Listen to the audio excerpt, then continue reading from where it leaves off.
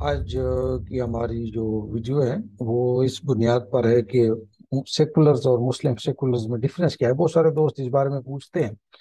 تو بہرحال دیکھیے، سب سے پہلے تو مسلم سیکولرز کا جو سٹانس ہے وہ کیا ہے۔ ہم سمجھتے ہیں کہ انسانی معاشرے کی سب سے بڑی جو ضرورت ہے وہ امن ہے، جس کو عربی میں اسلام کہتے ہیں۔ دوسری بات یہ ہے کہ دلیل اور باہمی میچول رسپیکٹ کی بنیاد پر ہی کوئی پرامن پیسفل سوسائٹی بن سکتی ہے۔ اب اس بارے میں ہم نے بہت سارے مضامین بھی لکھے ہیں۔ مثال کے طور پر آپ یہ ویب سائٹ کے ایڈریس دی ہے paksecular.com، آپ اس پہ جائیں اور اس کو کلک کریں گے تو آپ کو مضامین مل جائیں گے۔ اس طرح کی ایک سائٹ کھل جائے گی جس پر یہ 6 ونڈوز ہیں، اس میں بہت سارے مضامین ہیں، آپ اس میں پڑھ سکتے ہیں۔ قربانی پہ ہمارا کیا موقف ہے، طلاق کی ایشو پہ کیا ہے۔ اسی طرح ہمارے پاس ایک یوٹیوب چینل بھی ہے، پاک سیکولر، یہ سامنے لکھا ہوا ہے، آپ یوٹیوب پہ لکھیں گے تو ہمارا یوٹیوب چینل بھی کھل جائے گا۔ اس میں تقریباً کوئی یوں سمجھیے ایک 100 کے آس پاس جو ہیں وہ ویڈیوز بھی موجود ہیں، وہ بھی آپ سماعت فرما سکتے ہیں۔ تو بہرحال ہم اپنے مضمون کی طرف آتے ہیں۔ ہمارا جو مضمون ہے وہ یہ ہے کہ ہم نے سیکولرز اور مسلم سیکولرز میں فرق کیا ہے۔ تو اس میں ہم دو چیزیں لیں گے، ایک تو اجتماعی اپروچ ہے، ایک انفرادی اپروچ ہے۔ یعنی اجتماعی اپروچ میں سیکولرز کیا کہتے ہیں کہ ہماری جو حیات اجتماعی ہے وہ کن پرنسپلز پر ہونی چاہیے لیجسلیشن، تو ہم کیا کہتے ہیں، یہ فرق۔ اور دوسرا جو انفرادی اپروچ ہے جس میں ہم یہ کہتے ہیں کہ مسلم سیکولرز کے جو اپنے ذاتی فردی عقائد ہیں اس بارے میں ہماری کیا اپروچ ہے، تو وہ ہم اس میں ڈسکس کریں گے۔ اب پہلے ہم اجتماعی اپروچ میں جاتے ہیں۔ تو دیکھیے، سیکولرز کے کچھ اصول ہیں۔ اس میں سے سیکولرز کا ایک اصول یہ ہے، جو سیکولرز ہیں ان کا ایک اصول یہ ہے کہ کسی بھی انسانی معاشرہ میں کسی نظم و ضبط، یعنی کسی دستور یا قانون سازی کے بغیر مہذب انداز میں معاشرہ آگے نہیں بڑھ سکتا۔ کسی بھی معاشرے میں آپ کو کوئی نہ کوئی قانون سازی تو کرنی ہوگی، انسانوں میں اور جانوروں میں فرق ہی یہی ہے۔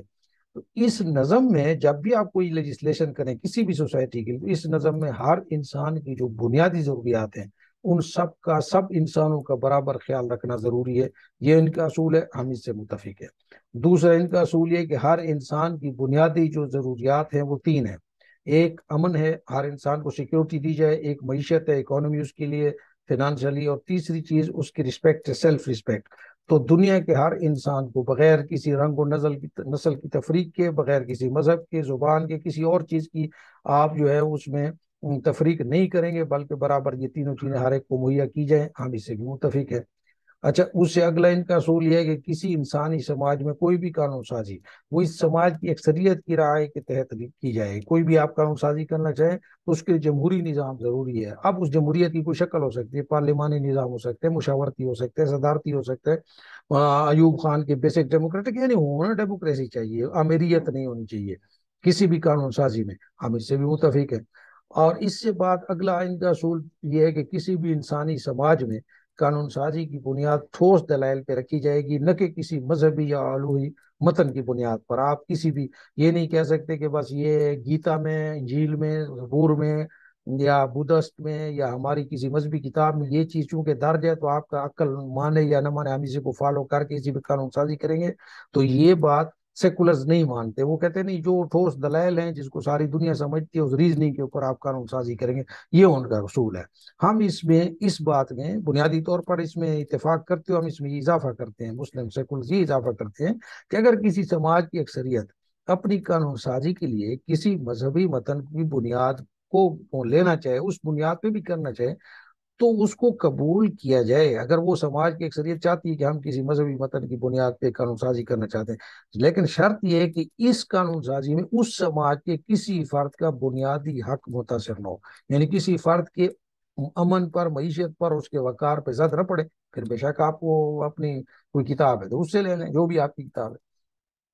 آگے ان کا اصول یہ ہے سیکولرز کا کہ ہر فرد اپنے عقیدہ اور عبادت میں آزاد ہے، جب تک کہ اس کا عقیدہ اور عبادت کسی دوسرے فرد کے بنیادی حقوق میں آڑے نہیں آتا۔ تو ہر کوئی اپنے عقیدہ اور عبادت میں آزاد ہے، جیسے کرنا چاہیے، دوسرے کے لیے پرابلم پیش نہ کرے، ہم اس سے بھی متفق ہے۔ اور ان کا پھر یہ اگلا اصول یہ ہے کہ ہر فرد کو اظہار رائے کی مکمل آزادی حاصل ہے۔ ہم اس میں تھوڑی سی ترمیم یہ کرتے ہیں کہ ایسی کسی اظہار رائے کی اجازت تو نہیں دی جا سکتی جو سماج کے مجموعی امن یا معیشت پر منفی طور پر اثر انداز ہو۔ ایسی اظہار رائے ہو کہ پوری سوسائٹی کا امن تباہ ہو جائے یا پوری سوسائٹی کی معیشت تباہ ہو جائے. ہاں، اور اس کے علاوہ یہ ہے کہ کسی فرد کے وقار کو مجروح کرتی ہے، یعنی ایسی اظہار رائے ہے کسی خاص فرد کو، اس کی عزت نفس کو کسی کو گالی دینا، اس طرح کی نہیں ہونی چاہیے. تو یہ ہے. اب ہمارے وہ عقائد ہیں، یہ 10 عقائد جو ہماری انفرادی اپروچ ہے مسلم سیکولرز کے 10 عقائد. تو اس میں ہمارا سب سے پہلے یہ ہے کہ ہم ہمارے نزدیک مسلم اور کافر کی ایک الگ تعریف ہے، ایک الگ ڈیفینیشن ہے دوسروں سے. ہم یہ سمجھتے ہیں کہ عربی کلمے کو پڑھے بغیر بھی ایک بندہ مسلم ہو سکتا ہے. اس کے پاس ہمارے پاس اپنی دلائل ہیں، قرآن سے بھی دلائل ہیں. قرآن میں بھی وہ لوگ مسلم ہی کہلائے جنہوں نے یہ لا الہ الا اللہ والا عربی جملہ نہیں پڑھا تھا، وہ مسلمان تھے. اور ویسے بھی یہ جو پورا کلمہ ہے، یہ اس کو قرآن میں تو کہیں اس کا یہ کلمے کا تو ذکر نہیں ہے. تو بہرحال یہ ہے کہ ہمارے نزدیک مسلم اور کافر کی ڈیفینیشن الگ ہے. اور البتہ قانونی طور پر اب باہر میں کوئی آدمی کہتے ہیں کہ اس کو مسلمان، تو ہم 4 چیزوں کا جو شخص اس کا اقرار کرے ہم اس کو کافر نہیں سمجھتے. ایک، وہ آدمی خدا کو مانتے، یہ ڈکلیئر کرتا ہے کہ میں خدا کو مانتا ہوں، اور اسی کے ساتھ وہ یہ ڈکلیریشن دیتا ہے کہ میں قرآن کو خدا کی کتاب مانتا ہوں. تو یہ امت مسلمہ میں شامل ہے، ملت اسلام میں. تیسرا، وہ یہ ڈکلیریشن دیتا ہے کہ میں رسول خدا کو خدا کا نبی مانتا ہوں، بلکہ خاتم النبیین مانتا ہوں، یہ بات. اور چوتھی بات یہ ہے کہ مکہ میں جو موجود کعبہ ہے، اس کو میں مسلمانوں کا کعبہ مانتا ہوں. جو یہ 4 چیزیں مانتا ہے وہ مسلمان ہے، ہم اس کو کافر نہیں سمجھتے. اچھا، اس میں جو آپ کو بریکٹ میں ذرا نظر آ رہا ہے کہ ہم آخری نبی مانتا ہوں، تو اس میں ہم آپ کو یہ بتا دیں کہ یہ جو قادیانی حضرات ہیں یہ بھی خاتم النبیین آخری نبی ہی مانتے ہیں. خیر، یہ ایک الگ بات ہے، یہ آپ آگے چلیں گے. ہماری دوسری پوائنٹ یہ ہے کہ ہم دین اور مذہب میں فرق کیا کرتے ہیں. مذہب سے مراد وہ اعمال لیتے ہیں جو خدا اور بندے کے درمیان خاص ہیں، یعنی اس کا عقیدہ وغیرہ ہے. جبکہ دین سے وہ اعمال اور افعال مراد رہتے ہیں جس میں ایک مسلمان اور خدا کے علاوہ ایک تیسرا اسٹیک ہولڈر بھی اس سے افیکٹڈ ہوتا ہے، تو اس کو ہم دین کی لسٹ میں شمار کرتے ہیں. یہ ہمارا اپروچ ہے. تیسری بات یہ ہے کہ اسلام پر جب بھی گفتگو کرتے ہیں تو ہم کہتے ہیں جاننا ضروری ہے کہ ایشوز اور نان ایشوز کیا ہوتے ہیں. ہمارے نزدیک مذہب اسلام میں ایکسٹرنلی تو 5 ایشوز ہیں جن پر بات کی جائے، یعنی شہادت دینا، نماز، روزہ، زکوٰۃ اور حج. اس کے علاوہ باقی سب نان ایشوز ہیں.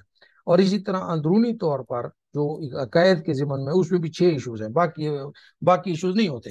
تو اسی لیے خدا پر، فرشتوں پر، اس کی کتابوں پر، رسول پر، تقدیر پر، موت کے بعد کی زندگی پر ایمان لانا تو ایشو ہے. جو آدمی اس پر ایمان نہیں لاتا تو وہ تو سمجھیے کہ مذہبی طور پر، عقیدے کے طور پر تو وہ مطلب ہے اس کا عقیدہ خراب ہو گیا مسلمان اسلام کے طور پر.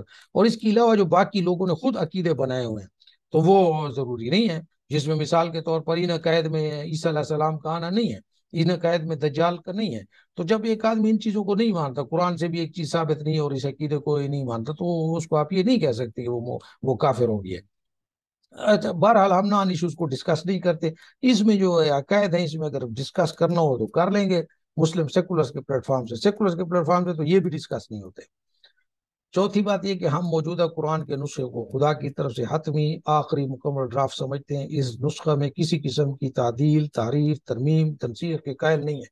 ہم یہ بھی نہیں سمجھتے کہ قرآن جو ہے وہ از خود تو ایک ناقابل فہم کتاب ہے، لہٰذا کچھ دیگر لوگوں نے کتابیں لکھی ہیں، ان کے بغیر تو قرآن کو سمجھنا ممکن ہی نہیں. ہم سمجھتے ہیں یہ بات قرآن پر بھی الزام ہے، قرآن بھیجنے والے پر بھی الزام ہے. پانچویں بات یہ کہ انکار قرآن اور انکار کتاب قرآن یہ ایک ہی چیز ہوتی ہے.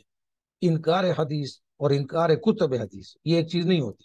یعنی جو شخص اس وقت موجودہ پرنٹڈ قرآن کو یا اس کی کسی خاص آیت کو خدا کا کلام نہیں سمجھتا تو وہ دراصل کلام الہی کا بھی منکر ہے. یہ تو ہو گئی قرآن کے متعلق بات. لیکن جو شخص یہ حدیث کی کتابوں میں سے کسی پوری کتاب کو یا اس میں کسی حدیث کو رسول اللہ کا کلام نہیں سمجھتا تو حدیث رسول کا منکر نہیں ہوتا، اس کتاب کے منکر ہوتا ہے، اس کی رپورٹنگ کا منکر ہوتا ہے. یہ فرق ہے اس میں. چھٹی بات ہم یہ عرض کرتے ہیں کہ نظام مصطفیٰ یا ریاست مدینہ وغیرہ والی ٹرمینالوجیز جو لوگ یوز کرتے ہیں یہ فقط لفاظ، یہ اس طرح کی کوئی چیز نہیں ہے، نہ کسی نے کہا ہے. مسلمانوں کی البتہ ایک اجتماعی ذمہ داری ہے کہ وہ عدل پر مشتمل معاشرہ قائم کرنے کی کوشش کریں. میرٹ پر مبنی جو سوسائٹی بنائی جائے گی اسی کا نام اسلامی معاشرہ ہے. ہماری یہ اپروچ ہے. ساتویں بات یہ ہے کہ اسلامی قانون سازی، جب کبھی آپ چاہتے ہیں کہ ہم اسلامی قانون سازی کریں، جب مسلمانوں کے پورے ہی ایک سماج میں مسلمان ہوں اور وہ چاہتے ہیں کہ ہمارے ہاں اسلامی قانون سازی ہو، تو اس کے لیے ہم سمجھتے ہیں کہ قرآن و سنت پہ عمل ضروری ہے. مگر اسلامی قانون سازی کے لیے کسی بھی حدیث کی کتاب کو ہم کم از کم ریفرنس نہیں مانتے. आठवीं बात यह है कि हम मौलवी और आलिम दीन में फ़र्क किया करते हैं, ये बहुत ज़रूरी बात है। मौजूदा इस्लामी मदारस का अमूमी तौर पर इल्म दीन से कोई ताल्लुक नहीं, अमूमी तौर पर, बल्कि यहाँ अरबी कल्चर की तालीम दी जाती है, इल्म दीन नहीं, अरबी कल्चर। चुनांचे यहाँ से ये अरबी कल्चर पढ़ के मौलवी फारग होते हैं कि अरब ऐसे खाते थे, अरब ऐसे पहनते थे, अरब ऐसे बोलते थे, अरबों का सोने का ये स्टाइल था, पहनने का ये स्टाइल था, कद्दू खाते थे, कद्दू नहीं खाते थे, ये अरबी कल्चर है। अलबत्ता हम तसव्वुफ के कायल हैं, और हम ये समझते हैं कि जैसे किसी भी समाज की बेहतर तरतीब के लिए जमहूरियत जरूरी है, इसी तरह किसी फर्द की बेहतर तरतीब के लिए तसव्वुफ भी जरूरी है। ये एक अलहदा डिबेट है, हम इसको अपने तौर पर प्रूव करेंगे। नामी बात यह है कि इस्लाम सेकुलर और लिबरल में फ़र्क होता है। सेकुलरिज्म की हर तारीफ की रूह से इस्लाम एक जामे और मुकम्मल सेकुलर ज़ाब्ता हयात है, इसको भी हम प्रूव करेंगे। और अगला ये है कि 10वीं बात कि सेकुलरिज्म और जमहूरियत ये लाजिम मलजूम है। हम समझते हैं कि पाकिस्तान की भी, इस्लाम की भी और इंसानियत की भी फलाह जो है वो सेकुलरिज्म में है। तो अब ये हमारा कुल बात है, इसमें हमने इनफरादी अप्रोच भी 10 पॉइंट्स बता दिए हैं, और जो इज्तिमाई अप्रोच है उसमें भी हमने अपना फ़र्क बाकी सेकुलर से बता दिया है। तो अब हमने जो सवाल और जवाब का सिलसिला हम इंशाअल्लाह करीब शुरू करने लगे हैं, तो उसमें जो दोस्त हमारे इस बारे में हमसे वजाहत पूछना चाहते हैं, तो हम ज़रूर अपने इसकी मज़ीद तफसील करेंगे, हर किसी जो भी इन इशूज़ पर सवालात होंगे। अलबत्ता ये है कि हम किसी को सेकुलर बनाना का न पाबंद है, न चाहते हैं, न इसकी ज़रूरत समझते हैं।